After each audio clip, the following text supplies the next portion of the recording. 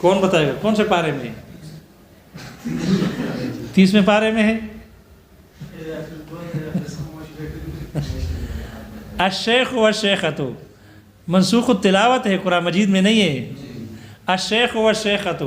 اذا زنیا، خیال کرنا شیخ اور شیخہ سے مراد عربی نہیں ہے، ہاں نا، ایسا نہ ہو کہ وہ سمجھو۔ اس سے مراد ہے المحسن والمحسنۃ، شادی شدہ مرد اور شادی شدہ عورت۔ اذا زنیا، جب وہ زنا کر بیٹھے، فرجموہما، تو ان کو رجم کر دو، نکالا من اللہ، اے سزا، اللہ کی طرف سے سزا ہے۔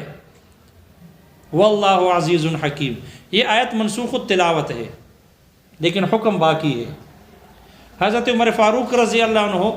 ممبر پر تشریف فرما کر انہوں نے یہ آیت تلاوت کی۔ انہوں نے کہ قرآن مجید میں ایک آیت نازل ہوئی ہے، ہم نے یاد بھی کیے، آپ علیہ الصلوۃ والسلام نے اس پر عمل کیا، رجم بھی کیا، ہم نے بھی اس پر عمل کر کے رجم کیا۔ پھر وہ آیت منسوخ ہو گئی، تلاوت منسوخ ہو گئی، حکم باقی ہے۔ مجھے ڈر ہے کہ کہیں لوگوں پر زمانہ لمبا نہ ہو جائے، دراز نہ ہو جائے، اور پھر لوگ رجم کا انکار نہ کرنے لگے اور یہ کہیں کہ قرآن مجید میں تو اس طرح کوئی آیت نہیں ہے، اس لیے پھر لوگ انکار کریں گے، جیسے کہ آج کل بعض نے انکار کیا ہے کہ رجم کی کوئی آیت قرآن مجید میں نہیں ہے، اس لیے رجم کو قرآن مجید سے ثابت کرنا درست نہیں بعض کے نزدیک ہے، لہذا یہ آیت ہے۔ تو جب اس آیت سے رجم ثابت ہے تو معترض کہتے ہیں آپ برات النص سے کیسے ثابت کرتے ہیں؟ وہ تو عبارت النص ہے، وہ کیا ہے؟ عبارت النص ہے۔ تو اس کا جواب ذکر کیا ہے کہ کوئی حرج نہیں ہے،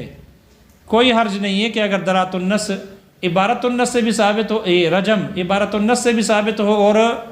درات النص سے بھی ثابت ہو، کوئی حرج نہیں ہے۔ ایسا ہو سکتا ہے کہ حکم ایک ہو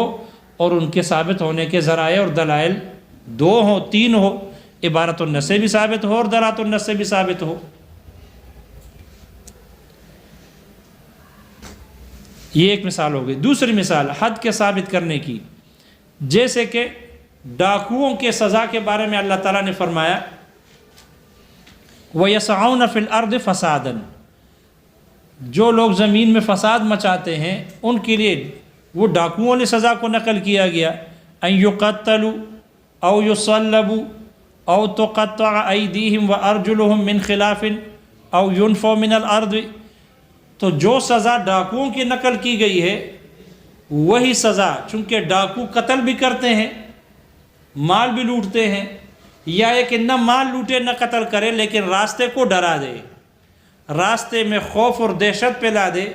کہ لوگ وہ راستہ ہی ختم کر دے، چھوڑ دے۔ تو جو کام ڈاکو میں پایا جاتا ہے وہ ان کے سہولت کاروں میں بھی پایا جاتا ہے، ان کے مددگاروں میں بھی پایا جاتا ہے، لہذا وہ بھی وَيَسْعَوْنَ فِي الْأَرْضِ فَسَادًا میں داخل ہے۔ لہذا جو سزا ڈاکوؤں کی وہ ان کی مددگاروں کے لیے بھی ثابت ہے دلالت النص سے۔ تو ڈاکوؤں کی جو سزا ثابت ہے وہ تو عبارت النص سے ہے، لیکن ان کے مددگاروں کی، اور ہمارے آج کل کی اصطلاح میں سہولت کار کہتے ہیں، ایک دہشت گرد اور ایک دہشت گرد کے سہولت کار، جس کے رقشے میں آئے، جس نے گھر میں ٹھہرائے، جنہوں نے کو کھانا کھلایا، جنہوں نے کو راستہ بتایا، یہ سارے سہولت کار کے نام سے۔ تو وہی سہولت کار وہی مددگار، لہذا جو سزا ڈاکوؤں کا وہی ان کے مددگاروں کا بھی۔ ڈاکوؤں میں عبارت النص کے طور پر ثابت ہے اور ان کے مددگاروں میں دلالت النص کے طور پر ثابت ہے۔ یہ 2 مثالیں ذکر ہو گئی اس بات حدود کی دلالت النص سے۔ کفارے کے اس بات کی مثال دی ہے جیسے کہ آپ علیہ الصلوۃ والسلام ایک مرتبہ مجلس میں تشریف فرما تھے کہ ایک اعرابی صحابی، دیہاتی صحابی تشریف لائے جن کا نام تھا سلمہ ابن صخر البیاضی رضی اللہ عنہ۔ حضرت ابو ہریرہ رضی اللہ عنہ فرماتے ہیں کہ ہم آپ علیہ الصلوۃ والسلام کے ساتھ مجلس میں بیٹھے ہوئے تھے کہ اتنے میں یہ حضرت آ گئے اور یہ کہا کہ ہلک تو یا رسول اللہ، اے اللہ کے رسول میں ہلاک ہو گیا۔ آپ نے ان سے پوچھا ما بالو کا، کیا ہو گیا تجھے؟ تو انہوں نے کہا کہ وقعت علی امرأتی وانا صائم، میں نے اپنی بیوی سے جماع کیا ہے اس حال میں کہ میں روزہ دار تھا، رمضان کے مہینے میں دن کے وقت ان سے جمع ہو گیا، تو آپ علیہ الصلوۃ والسلام نے فرمایا کیا غلام ہے، غلام پا سکتے ہو کہ غلام کو آزاد کر دے؟ انہوں نے کہا نہیں، میرے پاس غلام نہیں ہے کہ میں آزاد کر دوں، مسکین آدمی ہوں۔ پھر انہوں نے کہا کہ آپ نے فرمایا کہ آپ 2 مہینے مسلسل روزے رکھ سکتے ہیں؟ انہوں نے کہا یہ 1 مہینے کا یہ کام ہے، 1 مہینہ برداشت نہ ہو سکا اور درمیان میں کام ہو گیا، اس لیے 2 مہینے مسلسل کفارے کے روزے نہیں رکھ سکتے۔ پھر آپ نے فرمایا کہ آپ 60 مسکینوں کو کھانا کھلا سکتے ہیں؟ انہوں نے کہا نہیں، فقیر آدمی ہوں، 60 مسکینوں کو کھانا بھی نہیں کھلا سکتا۔ آپ نے فرمایا ٹھیک ہے، بیٹھ جائیں۔ پھر تھوڑی دیر گزرنے کے بعد آپ علیہ الصلوۃ والسلام کے پاس ایک بڑا ٹوکرا کھجوروں کا لایا گیا، تو آپ نے پھر پوچھا کہ وہ کہاں ہے سائل؟ پھر ان کو بلایا گیا اور ان کو وہ ٹوکرا کھجوروں کا دیا۔ آپ نے فرمایا جاؤ مدینہ منورہ کے اطراف میں فقراء کے گھروں میں ان کو تقسیم کر دو، فقراء پر۔ تو انہوں نے کہا یا رسول اللہ، آئے مدینہ کے اطراف میں کوئی گھر میرے گھر والوں سے زیادہ کوئی فقیر ہے کیا؟ میرا گھرانہ ہی سب سے زیادہ فقیر اور مسکین ہے۔ تو آپ ہنس پڑے، اتنے ہنس پڑے کہ آپ کے انیاب مبارک ظاہر ہو گئے، حالانکہ آپ پہلے اتنے بہت کم ہی مواقع میں اتنے نہ ہنسے ہوں گے۔ لہذا پھر آپ نے فرمایا کہ چلو یہ آپ ہی لے لو، اپنے گھر والوں کو کھلاؤ، حالانکہ واجب کفارہ ہے، واجب کفارہ آدمی خود نہیں کھا سکتا، نہ اپنے گھر والوں کو کھلا دے گا، مسکینوں کو کھلائے گا، لیکن آپ نے ان کو اجازت دی کہ یہ آپ ہی کے لیے ہے، اوروں کے لیے نہیں۔ یہ روایت ہے اس اعرابی دیہاتی میں پر کفارہ واجب ہوا جماع کی وجہ سے، بطور عبارت النص کے۔ اس کی بیوی پر جو کفارہ واجب ہوا وہ ہے دلالت النص سے۔ جس عورت کے ساتھ وطی کی جائے نہار رمضان کو قصدن، اس پر کفارہ واجب ہوتا ہے دلالت النص سے۔ اور ہر وہ شخص جو جماع والا کام کرے گا، عمدن کرے گا رمضان کو، تو ان پر بھی کفارہ واجب ہوگا دلالت النص سے۔ اس لیے کہ اس اعرابی صحابی پر جو کفارہ واجب کیا گیا، اس وجہ سے نہیں واجب کیا گیا کہ یہ مرد تھا اس لیے، یا اس وجہ سے کہ یہ صحابی تھا یا اعرابی تھا اس وجہ سے نہیں، بلکہ اس وجہ سے کہ ان سے جماع والا فعل ہو گیا، اس نے روزے کو فاسد کیا، روزے کے فاسد کرنے کی وجہ سے اس پر کفارہ واجب ہوا۔ تو جو شخص بھی جہاں جہاں بھی روزے کا فساد پایا جائے گا عمدن، تو اس میں کیا ہوگا؟ کفارہ واجب ہوگا۔ اور یہی فساد، یہی روزے کا فاسد ہونا جیسے جماع میں تھا، ایسے ہی اکل اور شرب میں بھی ہے، اس لیے کہ روزہ نام ہے الامساک عن المفطرات ثلاثہ،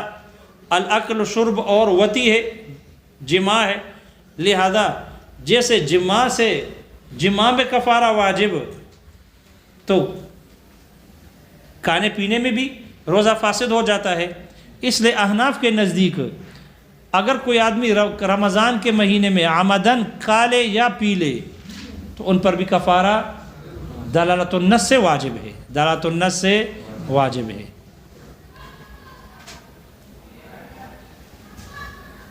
اس لیے کہ کفارے کا واجب ہونا جماع کے ساتھ خاص نہیں، بلکہ چونکہ اس میں صوم کے خلاف صوم کا فاسد کرنا پایا گیا اور وہ کھانے پینے میں زیادہ ہے، اس لیے کھانے پینے سے بھی کفارہ واجب ہوگا۔ جبکہ امام شافعی رحمہ اللہ اس میں اختلاف کرتے ہیں۔ امام شافعی رحمہ اللہ فرماتے ہیں کہ نہیں، روزے کے کفارے کا سبب صرف اور صرف جماع ہے، اور جماع سے بھی مراد جماع تام مراد ہے، اور تام جماع صرف مرد کا ہوتا ہے، عورت کا نہیں۔ اس لیے جماع صرف مرد پر کفارہ صرف مرد پر واجب ہے، عورت پر نہیں۔ جس عورت کے ساتھ وطی کی گئی ہے اس پر کفارہ واجب نہیں، کیونکہ وہ جماع تام نہیں ہے، جماع تام مرد کا ہے، اور کفارہ صرف جماع ہی کی وجہ سے واجب ہوا ہے، لہذا کفارے کا سبب صرف جماع ہے۔ اکل اور شرب کی صورت میں اگر کوئی قصدن کھا لے پی لے تو اس پر کفارہ واجب نہیں، اس میں کفارہ واجب نہیں ہے، اس لیے کہ وہ جو آپ نے کفارہ واجب کیا ہے اس کی وجہ صرف اور صرف جماع ہے۔ اس لیے شارح کہتے ہیں امام شافعی رحمہ اللہ نے اس درات النص کا انکار کیا، اور وہ کہتے ہیں کہ عورت پر بھی درات النص کے طور پر واجب نہیں، اور کھانے پینے سے بھی اگر قصدن اور آمدن کالے پی لے تو اس پر بھی کفارہ واجب نہیں۔ یہ جو ہم درات النص سے ثابت کرتے ہیں وہ اس کا انکار کرتے ہیں۔ اس لیے شارح کہتے ہیں پھر مناسب یہ نہیں ہے، ان جیسے مثالوں کو درات النص میں شمار کرنا مناسب نہیں ہے، اس لیے کہ دلالت النص کہتے ہی اس کو ہے کہ جس کو اہل لسان سمجھ لے، لغتاً سمجھ میں آ جائے، اور امام شافعی رحمہ اللہ یہ اہل لسان میں سے ہے، قریشی امام ہے، اور وہ اس دلالت النص کا انکار کرتے ہیں۔ معلوم ہوا یہ دلالت النص نہیں، اگر دلالت النص ہوتا تو پھر یہ اہل لسان ہونے کے باوجود امام شافعی رحمہ اللہ اس کا انکار نہ کرتے۔ امام شافعی رحمہ اللہ چونکہ اس کا انکار کر رہے ہیں، اس لیے شارح کہتے ہیں ان جیسی مثالوں کو دلالت النص میں شمار کرنا ٹھیک نہیں، ان کو قیاس میں ذکر کرنا چاہیے تھا، قیاس میں شمار کرنا چاہیے، نہ کہ دلالت النص میں۔ شارح کہتے ہیں اس جیسا ہمارے وہاں بکثرت ہوتا ہے، کچھ چیزیں ہمارے لیے مفید ہے، کچھ ان کے لیے مفید ہے، یعنی کبھی وہ ذکر کرتے ہیں ہم انکار کرتے ہیں، یا کبھی ہم ایک چیز کو دلالت النص کے طور پر ثابت کرتے ہیں، ان کے ہاں دلالت النص نہیں ہوتی، وہ انکار کرتے ہیں۔ تو ایسا ہمارے لیے ہوتا ہے، ہمارے لیے بھی ہوتا ہے اور ان کے لیے بھی اس طرح ہوتا ہے۔ دلالت النص سے ثابت ہونے والا حکم یہ عموم کا احتمال نہیں رکھتا، جیسے کہ اشاعت النص سے ثابت ہونے والا حکم کرتا ہے۔ کیوں؟ اس لیے کہ دلالت النص نظم سے ثابت نہیں بلکہ معنی سے ثابت ہوتا ہے، اور معنی یہ عام ہونا اور خاص ہونا یہ عوارض اور صفات میں سے ہے، الفاظ کے، لفظ کی صفت ہے، عوارض میں سے ہے، نہ کہ معنی کی، اور دلالت النص معنی ہوتی ہے، اس لیے دلالت النص عام اور خاص بھی نہ ہوگی۔ جب عام نہیں، عموم کا احتمال نہیں، تو پھر خصوص کا احتمال خاص بھی نہیں ہوگی، خصوص کا احتمال بھی نہیں رکھے گی،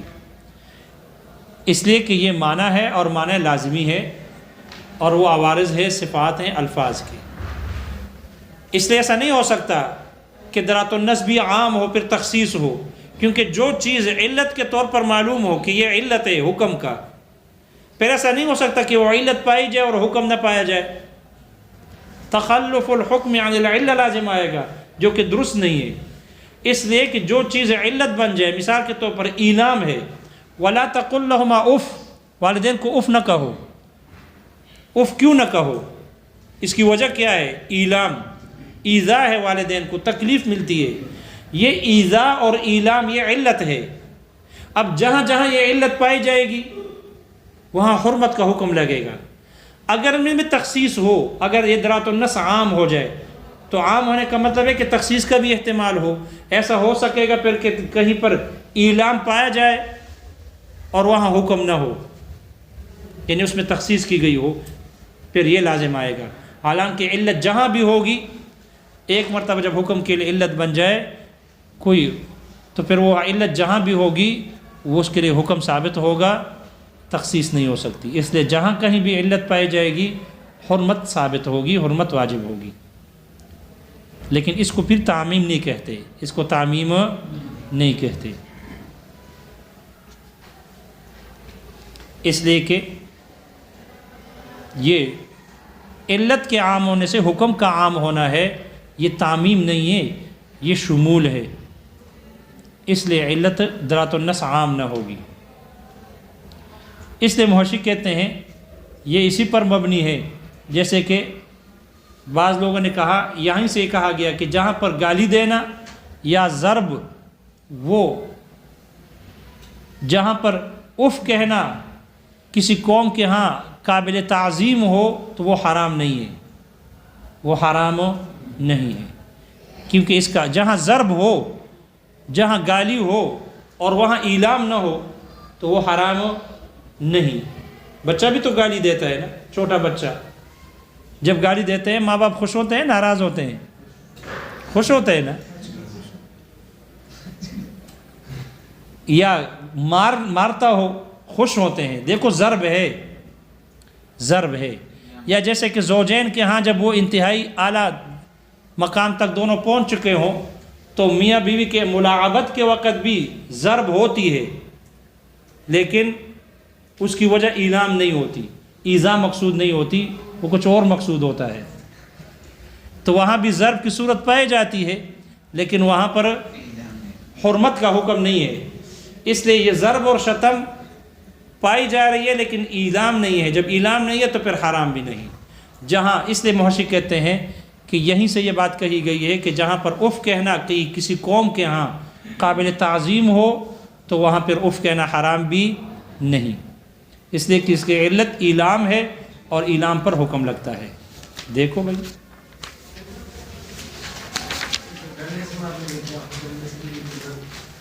تو اگر بطور ایلام ہے جی کس پر تو سزا بقدر جرم ہے، وہ تو ہے نا اللہ کے بندو، وہ تو اور مسئلہ ہے، ہم تو زوجین کی بات کر رہے ہیں۔ دیکھو بھائی، وَأَمَّا الثَّابِتُ بِدَلَالَةِ النَّصِ، رہا دلالت النص سے ثابت ہونے والا حکم۔ اما کے اوپر حاشیہ ہے آپ کی کتابوں میں، اما کے اوپر یا الثابت کے اوپر ہے؟ ہاں دیکھو اس پر حاشیہ جو نیچے لکھا ہوا ہے، محشی نے اس کی تعریف کی ہے۔ قالوا، فقہا نے کہا، ان الدال بدلالۃ النص، دلالت النص کے ساتھ دلالت کرنے والا کلام ایسا کلام ہے، یدل علی ثبوت الحکم المنطوقی للمسکوتی، جو مسکوت عنہ کے لیے منطوقہ حکم کے ثبوت پر جو کلام دلالت کرے، بواسطۃ المعنی اللازم المفہوم منہ لغتاً، جو اس معنی سے، ایسے معنی سے جو لازمی ہے اور اس سے لغتاً سمجھا جاتا ہے، اس واسطے سے مسکوت عنہ پر منطوقہ حکم کی ثبوت پر جو کلام دلالت کرے اس کو کہتے ہیں دلالت النص۔ تو منطوق حکم تو ولا تقل لهما اف ہے، اس کا نطق کیا گیا، یہ حرام ہے، اور ضرب اور شتم مسکوت عنہ ہے۔ یہی منطوقہ حکم ہم مسکوت کے لیے ثابت کرتے ہیں ایسے معنی کے واسطے سے کہ جو معنی لازم ہے اور اسے لغتاً سمجھ میں آتا ہے۔ یہ دلالت النص کی تعریف نیچے محشی نے بھی کی ہے۔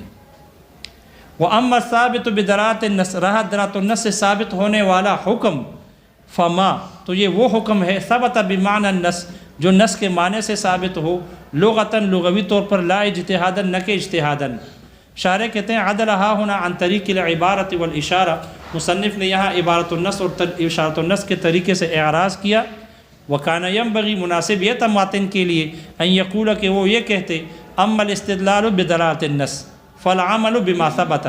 یہ کہنا چاہیے تھا۔ لیکن هذه مسامحۃ قدیمۃ من فخر الاسلام، لیکن یہ علامہ فخر الاسلام بزدوی رحمہ اللہ کی قدیم تسامح ہے، حیث یذکر تارۃ، کہ وہ کبھی کبھی ذکر کرتا ہے، الاستدلال والوقوف، استدلال اور وقوف کو ذکر کرتا ہے،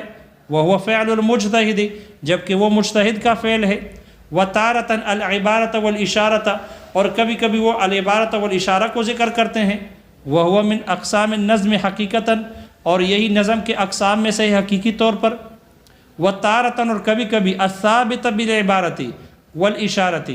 الثابت بالعبارہ والاشارہ ذکر کرتے ہیں، وهو من صفات الحکم، اور یہ حکم کے صفات میں سے ہے۔ ولا زیر فیہ، شارح کہتے اس میں کوئی حرج نہیں ہے اگر تعبیر بدلتا ہو، بعد وضوح المقصود، مقصود کے واضح ہونے کے بعد، وعلی کل تقدیر، ہر صورت پر، خرجت من قولہ، مصنف کے قول، بمعنی النص سے خارج ہو جاتی ہے، خارج ہو گئی، العبارۃ والاشارۃ، عبارت النص اور اشارت النص، یہ نکل گئی۔ پھر اعتراض ہوا کہ عبارت النص میں بھی تو معنی ہوتا ہے،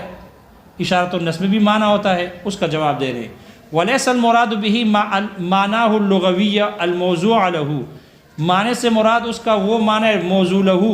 لغوی اور معنی موضوع لہو مراد نہیں، بل معناه الالتزامیہ، بلکہ اس کا معنی التزامی مراد ہے، کل ایلام من التعفیف، جیسے اف سے ایلام کا ہونا، تکلیف کا ہونا، وقولہ لغتاً، اور ماتن کا قول لغتاً، تمییز، یہ تمییز ہے، عن معنی النص، نص کے معنی سے، ویخرج به الاقتضاء والمحذوف، اس سے اقتضاء النص اور محذوف دونوں نکل جاتے ہیں، لأنہما ثابتان شرعا او عقلا، اس لیے کہ یہ دونوں شرعاً ثابت ہوتے ہیں یا عقلاً ثابت ہوتے ہیں۔ وقولہ لا اجتہادا تاکید، اور ماتن کا قول لا اجتہادا، یہ تاکید ہے، لقولہ لغتاً، اس کے قول لغتاً کے لیے، وفیہ رد، شارح کہتے ہیں اس میں رد ہے علی من زعم ان پر کہ جنہوں نے یہ سمجھا و گمان کیا ان دلالت النص هو القیاس دلالت النص ہی قیاس ہے لیکنہ خفی لیکن قیاس خفی ہے والدلالت جلی اور دلالت النص یہ جلی ہے۔ شارح کہتے ہیں وکیف یکون ھذا اور یہ دلالت النص قیاس کیسے ہو سکتا ہے؟ والقیاس ظنی جبکہ قیاس ظنی ہے لا یقف علیہ الا المجتہد اس پر صرف مجتہد ہی واقف ہو سکتا ہے۔ والدلالت قطعیۃ دلالت قطعی ہوتی ہے یعرفها کل من کان من اہل اللسان جس کو ہر وہ شخص جو اہل لسان میں سے ہو وہ اس کو جانتا ہے۔ وَأَيْضًا اور یہ بھی کانت ہی مشروعۃ یہ تیسرا وجہ فرق کہ دلالت النص مشروع تھی قبل شرع القیاس قیاس کے مشروع ہونے سے پہلے۔ ولا چوتھا وجہ فرق ولا ينکرها منکر اور اس دلالت النص کا منکر القیاس اور قیاس کا انکار کرنے والے اس دلالت النص کا انکار نہیں کرتے۔ کالنہی عن التعفیف جیسے اف کہنے سے نہیں ہے یوقف بھی اس کے ذریعے سے واقفیت ہوتی ہے علی حرمت الضرب مارنے کے حرام ہونے پر بدون الاجتہاد بغیر اجتہاد کے۔ شارح کہتے ہیں فی المثال مسامحۃ اس مثال میں تسامح ہے والاولا زیادہ بہتر یہ تھا ان یقول کہ مصنف یہ کہتے کہ حرمت الضرب الذی اس مارنے کے حرام ہونے کی طرح الذی یوقف علیہ کہ جس مارنے پر واقفیت حاصل ہوتی ہے من النہی نہی سے من النہی عن التعفیف نہی عن التعفیف سے والمقصود واضح لیکن مقصود واضح ہے یعنی ان قولہ تعالی اللہ تعالیٰ کا فرمان فلا تقل لہما اف معناہ الموضوع لہ اس کا معنی موضوع لہ النہی عن التکلم باف فقط صرف اف کے تکلم کرنے سے نہیں ہے وہو ثابت بعبارت النص اور یہ عبارت النص سے ثابت ہے ومعناہ اللازم اور اس کا وہ معنی لازم الذی هو الایلام جو کہ ایلام اور ایذا ہے دلالت النص دیکھو شارح نے اس کو دلالت النص کہا حالانکہ یہ تو معنی لازمی ہے التزامی ہے یہ کہاں دلالت النص ہے وما ثبت منہ اور جو اس سے ثابت ہوتا ہے وہ حرمت الضرب والشتم وہ ضرب اور شتم کی حرمت ہے والامثلۃ الشرعیۃ اور وہ شرعی مثالیں التي ذکرها القوم جس کو قوم اصولیین نے ذکر کیا ہے مذکورۃ وہ مثالیں مذکور ہے فی المطولات اصول کی بڑی کتابوں میں ہے مطولات میں والثابت به كالثابت بالاشارہ دلالت النص سے ثابت ہونے والا حکم اشارۃ النص سے ثابت ہونے والے حکم کی طرح ہے الا عند التعارض مگر ایک تعارض کے وقت نہیں یعنی ان الدلالۃ ایضا کالاشارۃ دلالت النص بھی اشارۃ النص کی طرح ہے فی کونها قطعیۃ اس کے قطعی ہونے میں لیکن الاشارۃ اولا لیکن اشارۃ النص زیادہ اولا ہے عند التعارض تعارض کے وقت ومثالہ اس کی تعارض کی مثال قولہ تعالی اللہ تعالیٰ کا فرمان ومن قتل مؤمنا خطأ فتحرير رقبة مؤمنہ ہے فإنه لما أوجب الكفارة على الخاطئ بعبارة النص اس لیے کہ جب اس نص نے خاطی پر خطا کرنے والے پر کفارے کو واجب کیا عبارت النص سے وهو ادنى حالا اور جب کہ اس کا حال یہ ادنا ہے حال میں اس سے کم درجے کا ہے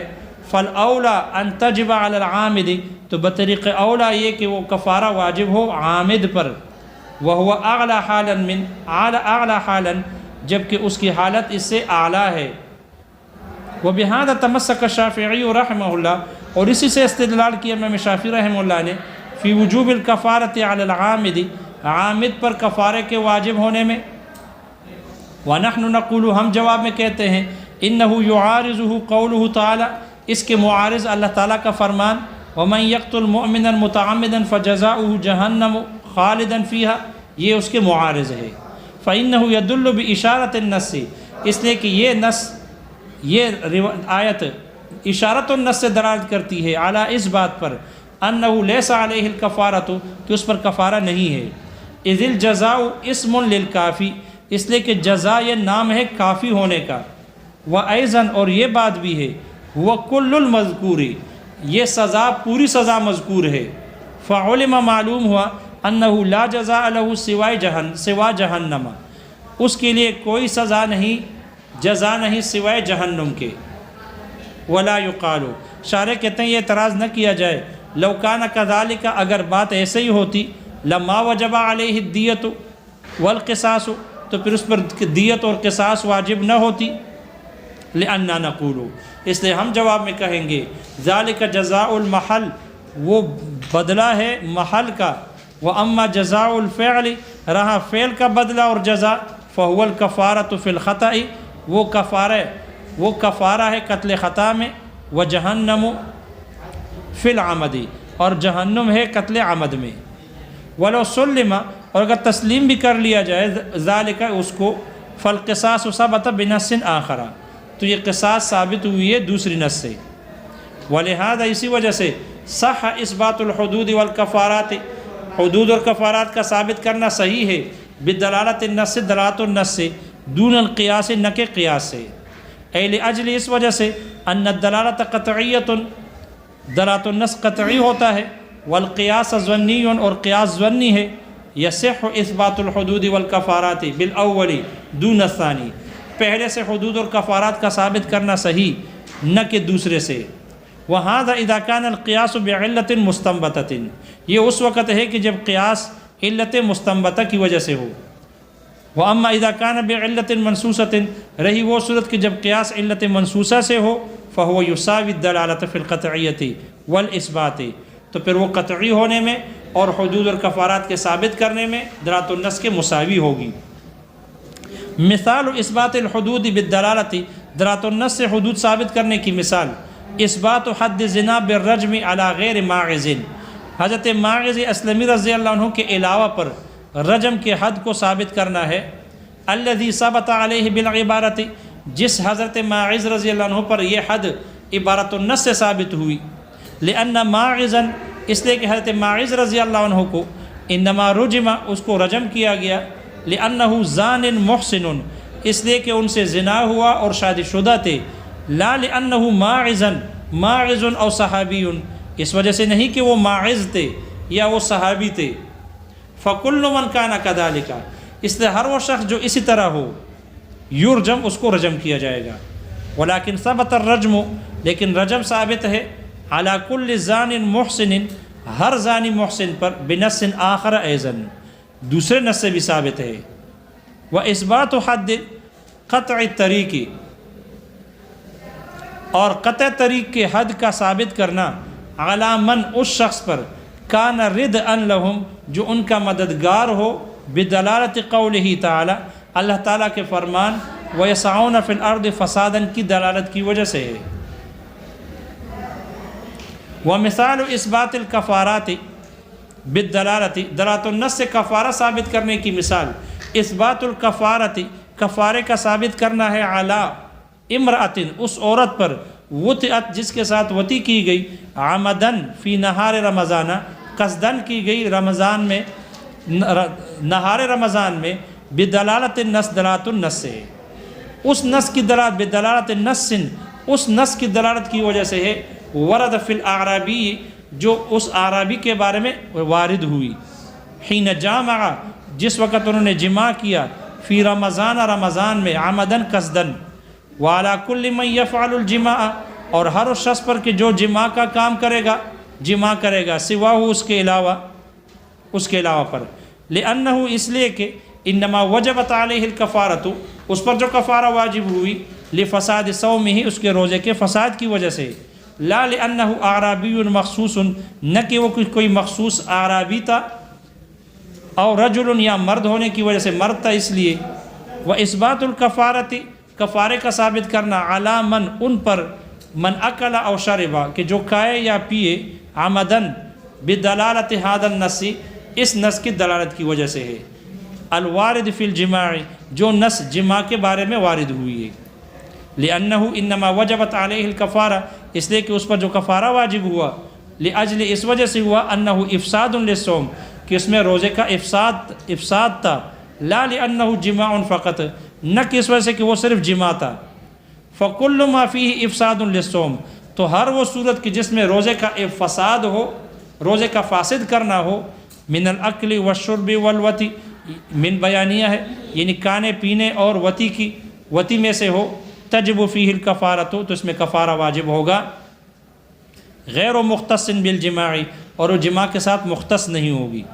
والشافعی رحمہ اللہ انکر هذه الدلالۃ، امام شافعی رحمہ اللہ نے اس دلالت کا انکار کیا۔ ویقول، وہ فرماتے ہیں لا تجب الکفارۃ الا بالجماع، کفارہ واجب نہیں ہوگا مگر صرف جماع ہی کی وجہ سے۔ فالعلۃ عنده لیس افساد الصوم، ان کے ہاں علت وہ روزے کا فاسد کرنا نہیں، بل الجماع فقط، بلکہ صرف جماع ہے۔ ولہذا قالوا، شارح کہتے ہیں اس وجہ سے فقہاء نے، اصولیین نے فرمایا ان عد امثال هذه الاحکام، ان جیسے احکامات کا شمار کرنا، فی الدلالۃ، دلالۃ النص میں، لا یحسن، یہ اچھا نہیں، لأن شافعی رحمہ اللہ لم یعرف هذا، اس لیے کہ امام شافعی رحمہ اللہ اس کو نہ پہچان سکے، مع انہ من اہل اللسان، باوجود یہ کہ اہل زبان میں سے ہیں۔ فکان ینبغی، اس لیے مناسب یہ ہے، ان یعد فی القیاس، کہ ان جیسے کو مثالوں کو شمار کیا جائے قیاس میں۔ شارح کہتے ہیں ومثل هذا کثیر لنا ولہ، اس جیسے بکثرت ہوتا ہے ہمارے لیے بھی اور ان کے لیے بھی، یعنی ہم ثابت کرتے ہیں دلالتاً اور وہ اس کا انکار کرتے ہیں۔ والثابت به لا يحتمل التخصیص، دلالت النص سے ثابت ہونے والا حکم تخصیص کا احتمال نہیں رکھتا، لأنه لا عموم له، اس لیے کہ اس کے لیے عموم ثابت نہیں، اذ العموم والخصوص من عوارض الالفاظ، اس لیے کہ عموم اور خصوص یہ الفاظ کے عوارض میں سے ہے۔ وهذا معنی لازم، اور ایک ایسا معنی ہے کہ جو لازم ہے، للموضوع له، موضوع له کو، لا للفظه، نہ کہ اس کے، لا لفظه، دو لام ہے، ایک لام ہے آپ کے ہاں، لا للفظه، نہ کہ اس کے لفظ کے لیے ہے، لفظ کا نہیں ہے۔ وَلِأَنَّ الْعِلَّةَ، اور دوسری وجہ ہے کہ جو علت ہے، کالعذا،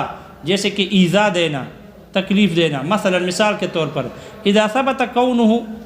علتا للحرمہ، جب حرمت کے لیے اس کا علت ہونا ثابت ہو جائے، لا يحتمل ان يكون غیر علت، تو پھر یہ احتمال نہیں رکھتا کہ وہ علت نہ ہو،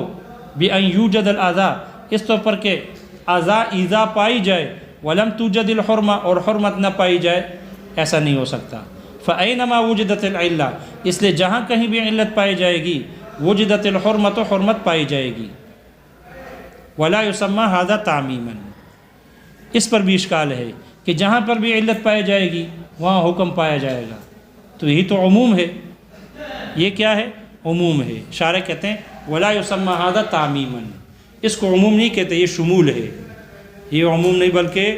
شمول ہے۔ بس آسان تو اس لیے تھوڑا سا زیادہ ہو گیا، ہمارے ہاں تو صرف 2 صفحے ہو گئے، پتہ نہیں آپ کے ہاں